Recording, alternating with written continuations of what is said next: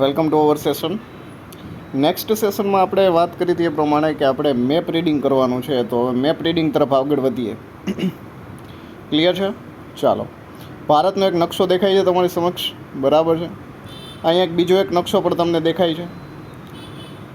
Orientation છે ને આપણે ચેન્જ કરશું, કેમ કે આ છે ને, હા ઓકે ચાલો.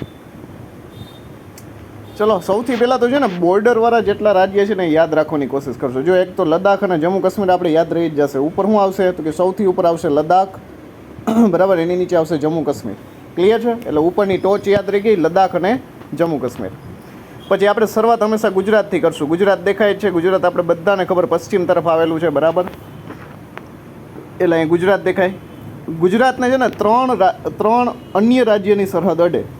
ગુજરાતની ઉત્તર દિશામાં એટલે કે ઉપર તરફ હાલો એટલે રાજસ્થાન આવે, ગુજરાતની નીચે હાલો એટલે મહારાષ્ટ્ર આવે, અને ગુજરાતની વચ્ચોવચ્ચ હાલો એટલે મધ્યપ્રદેશ આવે. આટલી વસ્તુ યાદ રાખવાની. એટલે ગુજરાતની વચમાં મધ્યપ્રદેશ, ગુજરાતની ઉપર રાજસ્થાન, અને ગુજરાતની નીચે શું આવશે તો કે મહારાષ્ટ્ર.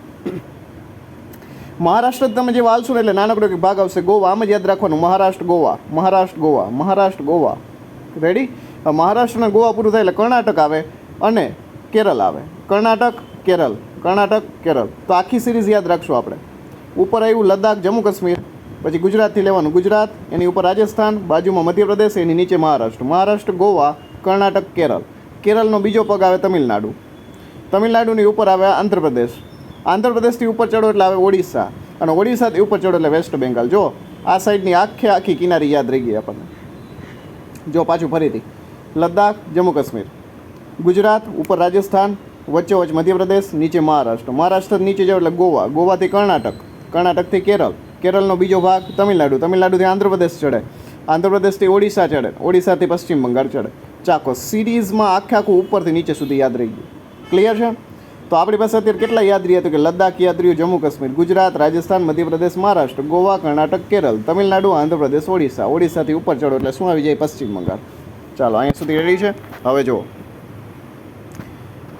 ભારતના મેપમાં વચ્ચોવચ્ચ તમે જોશો ને મધ્યમાં, તો મધ્યપ્રદેશ એટલે જેને મધ્યપ્રદેશ કહેવાય, બરોબર એક્ઝેક્ટ મધ્યમાં આવે એને શું કહેવાય? મધ્યપ્રદેશ કહેવાય. ક્લિયર વસ્તુ છે? ઓકે. હવે બીજી વસ્તુ યાદ રાખજો. મધ્યપ્રદેશ છે ને છત્તીસગઢ સાથે જોડાયેલ, તો મધ્યપ્રદેશ, છત્તીસગઢ અને ઝારખંડ, આમ જ બોલવાનું, મધ્યપ્રદેશ, છત્તીસગઢ, ઝારખંડ, મધ્યપ્રદેશ, છત્તીસગઢ, ઝારખંડ.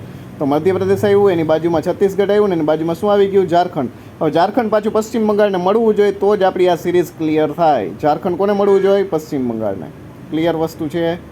ચેક કરો એક વખત. ઉપર લદ્દાખ, જમ્મુ કાશ્મીર, ગુજરાત, રાજસ્થાન, ગુજરાતની ઉત્તરમાં રાજસ્થાન ઉપર, વચ્ચોવચ્ચ મધ્યમાં મધ્યપ્રદેશ, નીચે મહારાષ્ટ્ર, મહારાષ્ટ્રથી ગોવા, ગોવાથી કર્ણાટક, કર્ણાટકથી કેરળ, કેરળનો બીજો પગ તમિલનાડુ, તમિલનાડુથી એપી, તમિલનાડુથી એપી એટલે આંધ્રપ્રદેશ, આંધ્રપ્રદેશથી ઓડિશા, ઓડિશાથી પશ્ચિમ બંગાળ. વળી પાછું યાદ રાખવાનું મધ્યપ્રદેશ, છત્તીસગઢ, ઝારખંડ. તો મધ્યપ્રદેશને ટચ કરે કોણ? છત્તીસગઢ. છત્તીસગઢને ટચ કરે કોણ?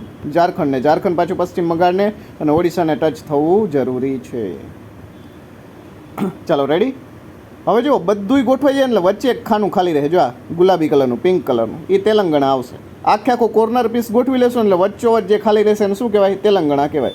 તો વિચાર કરો, તમને દક્ષિણ ભારત આખું યાદ રહી ગયું, અને એ પણ મેપ વગર મોઢે. જો યાદ રાખવાનું શું? ઉપર ટોચ શું આવે? લદ્દાખ, જમ્મુ કાશ્મીર. ગુજરાત યાદ રાખો, ગુજરાત પશ્ચિમ બાજુ આવે. ગુજરાતની વચ્ચોવચ્ચ શું આવે? ગુજરાતથી સીધી સિરીઝમાં મધ્યમાં મધ્યપ્રદેશ, ગુજરાતની ઉપર રાજસ્થાન, ગુજરાતની નીચે મહારાષ્ટ્ર, મહારાષ્ટ્રની નીચે ગોવા, ગોવાની નીચે કર્ણાટક, કર્ણાટક નીચે કેરળ, કેરળનો બીજો પગ તમિલનાડુ, તમિલનાડુથી એપી જવાનું. ક્યાં જવાનું? તમિલનાડુથી એપી, બરાબર છે. તો તમિલનાડુથી આંધ્રપ્રદેશ, રેડી? અને આંધ્રપ્રદેશથી તમે ઓડિશા જશો, ઓડિશાથી ઉપર શું આવશે? પશ્ચિમ બંગાળ. જો અહીંયા આપ્યું જ છે. ક્લિયર વસ્તુ? હવે બીજી સિરીઝ કઈ યાદ રાખશું આપણે? જો મધ્યપ્રદેશથી છત્તીસગઢ ને છત્તીસગઢથી ઝારખંડ, આમ જ યાદ રાખવાનું, મધ્યપ્રદેશ, છત્તીસગઢ, ઝારખંડ, મધ્યપ્રદેશ, છત્તીસગઢ, ઝારખંડ. રેડી? તો આવી ગયું ઝારખંડ. ઝારખંડ પાછું પશ્ચિમ બંગાળને ટચ થવું જોઈએ ને ઓડિશાને ટચ થવું જોઈએ. જો દક્ષિણ ભારતનો આખો ઇલાકો કવર થઈ ગયો.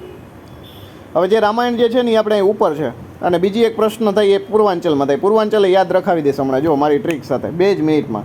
ચાલો, લદ્દાખ, જમ્મુ કાશ્મીર યાદ રહી ગયું. પછી એચપી આવે. ઓમે યાદ રાખવાનું, એચપી છે ને એ લદ્દાખની નીચે આવશે. એટલે કે હિમાચલ પ્રદેશ ક્યાં આવશે? લદ્દાખની નીચે. એક્ઝેક્ટ હિમાચલ પ્રદેશ લદ્દાખની નીચે આવશે. ચાલો, આવી ગયું. હવે હિમાચલનો એક પગ છે ને એ પંજાબ બને ને એક પગ છે એ ઉત્તરાખંડ બને. હિમાચલનો એક પગ શું બને? પંજાબ બને ને એક પગ શું બને? ઉત્તરાખંડ. તો ઉત્તરાખંડ હંમેશા નેપાળ સાથે બોર્ડર બનાવે. યાદ રાખો ને, ઉત્તરાખંડ કેની સાથે બોર્ડર બનાવે? નેપાળ સાથે. ઉત્તરાખંડ ઓલી બાજુ લેવાનું, એટલે ઉત્તરાખંડ અહીંયા લેશું, તો આ બાજુ શું લેશું? તો કે પંજાબ લેશું. ચાલો, લદ્દાખ, જમ્મુ કાશ્મીર, એની નીચે હિમાચલ પ્રદેશ. હિમાચલનો એક ભાગ શું બનાવે? ઉત્તરાખંડ બનાવે, એક ભાગ પંજાબ બનાવે. બરાબર. ઉત્તરાખંડ નેપાળ આરે બોર્ડર સાજા કરે, તો ઉત્તરાખંડને નેપાળ દેવાનું, એટલે અહીંયા દેશું. અને પંજાબ છે ક્યાં દેશું? તો કે અહીંયા દેશું. ચાલો, રેડી? એક્ઝેક્ટ નેપાળ અને ઉત્તરાખંડની નીચે જે મોટો વિસ્તાર દેખાય એને ઉત્તર પ્રદેશ દેવાનો છે. ઉત્તર પ્રદેશ પાછો મધ્યપ્રદેશ સાથે જોડાવવો જોઈએ. ચાલો, રેડી? હવે જો પંજાબ ગોઠવાઈ ગયું, હિમાચલ ગોઠવાઈ ગયું, ઉત્તરાખંડ ગોઠવાઈ ગયું, ઉત્તર પ્રદેશ ગોઠવાઈ ગયું, રાજસ્થાન ગોઠવાઈ ગયું. આની વચ્ચે જે આવે ને એને હરિયાણા દિલ્હી દેવાનું, જે ઓરેન્જ કલરમાં દર્શાવ્યું છે, હરિયાણા દિલ્હી. ચાલો, રેડી છે? હવે નેપાળ અને ઉત્તર પ્રદેશ સાથે જે બોર્ડર બનાવે છે એને બિહાર કહેવામાં આવે. બિહાર અહીં દર્શાવેલું છે. બિહાર પાછું ઝારખંડને જોડાશે ને, ઝારખંડ પશ્ચિમ બંગાળ. આખી સિરીઝ કવર થઈ ગઈ, ચેક કરી લ્યો.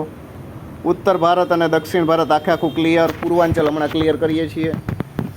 ઉત્તર ભારત અને દક્ષિણ ભારત ક્લિયર. ચાલો, પૂર્વાંચલમાં આવી જાઓ. પૂર્વાંચલ કહી દઉં. યાદ રાખશું હું આમાં સાહેબ? તો કે આમાં આપણે યાદ રાખશું માં, MAA. શું યાદ રાખશું? માં, MAA.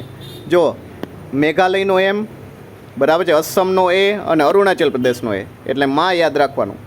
મેઘાલયના ખંભે કોણ ચડે? તો કે અસમ. અસમના ખંભે કોણ ચડે? તો કે અરુણાચલ પ્રદેશ. એટલે MAA ઇઝ ઇક્વલ ટુ માં યાદ રાખશું આપણે. મેઘાલય, અસમ, અરુણાચલ પ્રદેશ. નાગાલેન્ડ એક યાદ રાખશું આપણે સેપરેટ. નાગાલેન્ડ પશ્ચિમ, અરુણાચલ પ્રદેશ તમે નીચે ઉતરો એટલે શું આવે? તો કે નાગાલેન્ડ. રેડી? હવે બે વસ્તુમાં કન્ફ્યુઝન થાય કે મણિપુર પહેલાં આવે કે મિઝોરમ આવે.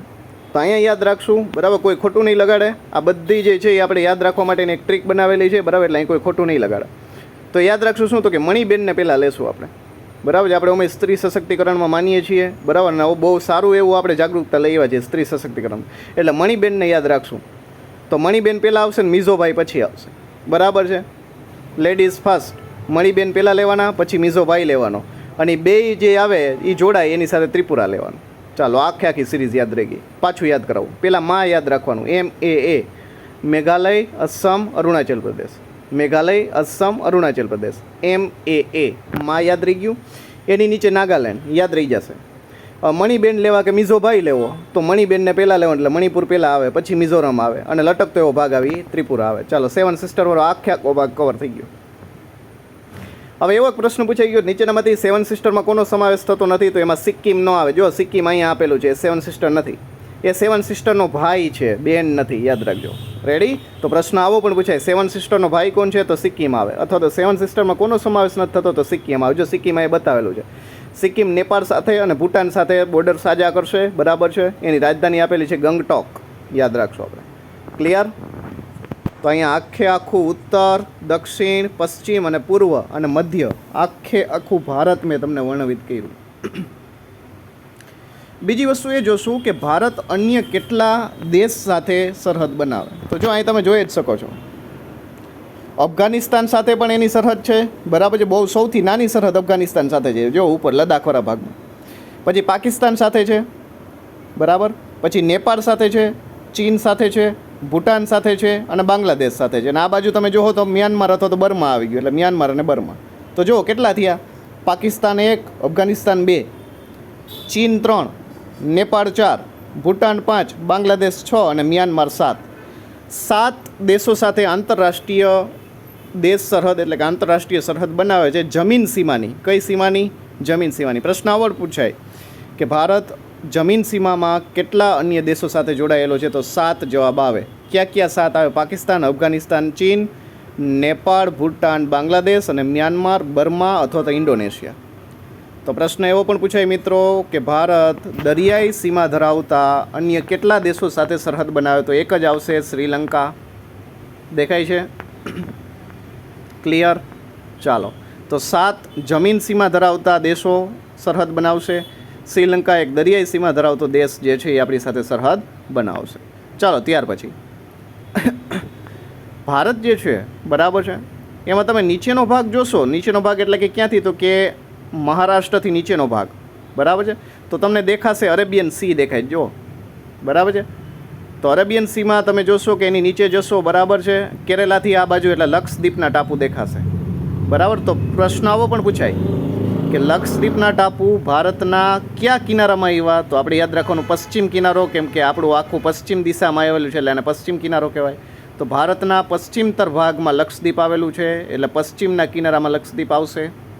પ્રશ્ન આવો પૂછાય ભારતના પૂર્વ કિનારામાં શું આવે? તો ભારતના પૂર્વ કિનારામાં આવે અંદમાન નિકોબાર. જો અહીં આપેલું છે અંદમાન અને નિકોબાર બરાબર. પોર્ટ બ્લેર આપી છે એની રાજધાની અંદમાન અને નિકોબાર. ક્લિયર વસ્તુ છે. આ એ જ અંદમાન નિકોબાર છે જ્યાં ભારતનું દરિયાઈ સીમાનું છેલ્લું દક્ષિણનું બિંદુ ઇન્દિરા પોઈન્ટ આવેલું છે. આ પોર્ટ બ્લેર યાદ રાખજો, ઇન્દિરા પોઈન્ટ, જેને પિગ્મેલિયન પોઈન્ટ પણ કહેવામાં આવે છે. ક્લિયર વસ્તુ છે. તો ભારત બે પ્રકારે દરિયાઈ સીમા ધરાવે, એક પશ્ચિમ કિનારો, એક પૂર્વ કિનારો. તો પશ્ચિમ કિનારાનો લક્ષદ્વીપ આવે, પૂર્વ કિનારામાં અંદમાન નિકોબાર આવે. પછી અહીંયા તમે જોશો બે ઓફ બંગાળ, બંગાળાની ખાડી આપી, તો ત્યાં પણ બંગાળાની ખાડીના ટાપુ આવેલા છે. ભારત પાસે ટોટલ 3 પ્રકારના ટાપુ છે. લક્ષદ્વીપના ટાપુ છે, અંદમાન નિકોબારના ટાપુ છે અને બંગાળાની ખાડીના ટાપુ છે. ચાલો ક્લિયર છે આટલી વસ્તુ. તો ભારતનો મહારાષ્ટ્રથી નીચેનો જે ભાગ છે એને દ્વીપકલ્પ કહેવામાં આવે. શું કામ એને દ્વીપકલ્પ કહેવાય? તો કે દ્વીપકલ્પની વ્યાખ્યા જેવી થાય મિત્રો કે જેના ત્રણેય બાજુ પાણી હોય અને એક બાજુ જમીન હોય. તો જુઓ, આ બાજુ અરેબિયન સી છે, નીચે ઇન્ડિયન ઓશિયન આવી જાય અને આ બાજુ બે ઓફ બંગાળ આવી જાય. તો 3 બાજુ પાણી છે અને એક બાજુ જમીન સીમા છે. આને શું કહેવામાં આવે? દ્વીપકલ્પ કહેવામાં આવે. ટૂંકમાં નર્મદાથી તમે નીચે વટો એટલે શું ચાલુ થઈ જાય? તો કે ભારતનો દ્વીપકલ્પ ચાલુ થઈ જાય, દરિયાઈ સીમા ચાલુ થઈ જાય. તો પ્રશ્ન બે પ્રકારે પૂછાય. ભારતના પશ્ચિમ તરફના કેટલા રાજ્ય દરિયાઈ સીમા ધરાવે? જોતા જાઓ. ગુજરાત 1, મુંબઈ એટલે કે મહારાષ્ટ્ર 2, ગોવા 3, કર્ણાટક 4 અને કેરેલા 5. તો મિત્રો પશ્ચિમ દિશામાં 5 જેટલા રાજ્ય દરિયાઈ સીમા સાથે જોડાયેલા છે. તો પ્રશ્ન બીજો એવો બને, પૂર્વ દિશામાં કેટલા રાજ્ય છે એ દરિયાઈ સીમા ધરાવે? તો તમિલનાડુ 1, આંધ્રપ્રદેશ 2, ઓડિશા 3 અને પશ્ચિમ બંગાળ 4. ટોટલ પશ્ચિમના 5, પૂર્વના 4, ટોટલ 9 રાજ્ય સાથે આપણી દરિયાઈ સીમા જોડાયેલી છે. આ વસ્તુ યાદ રાખશું. ટોટલ 9 રાજ્ય દરિયાકાંઠે આવેલા છે. કયો દરિયો? તો કે અરેબિયન સી અને નીચે હિન્દ મહાસાગર અને ઓલી બાજુ બંગાળાની ખાડી. તો મિત્રો આ તમારું ભારતને લઈ અને એની રાજ્યો અને એની સરહદો, એની જમીન સીમાની સરહદો, એની દરિયાઈ સીમાની સરહદો અને એના ટાપુઓ, એની એક નોર્મલ આપણા મેપ રીડિંગની ચર્ચા હતી. આના પછીના નવા સેશનમાં આપણે એની રાજધાની વિશે ભણશું, એના રાજધાનીનો અભ્યાસ કરશું. આ રાજધાનીવાળો જે કોઠો જે છે બરાબર એ આપણે એક બનાવશું. આ પૂછાઈ ગયો છે પ્રશ્ન, આ જીપીએસસીમાં પણ પ્રશ્ન પૂછાઈ ગયેલો છે. તો નેક્સ્ટ સેશનમાં મળીએ છીએ. Thank you.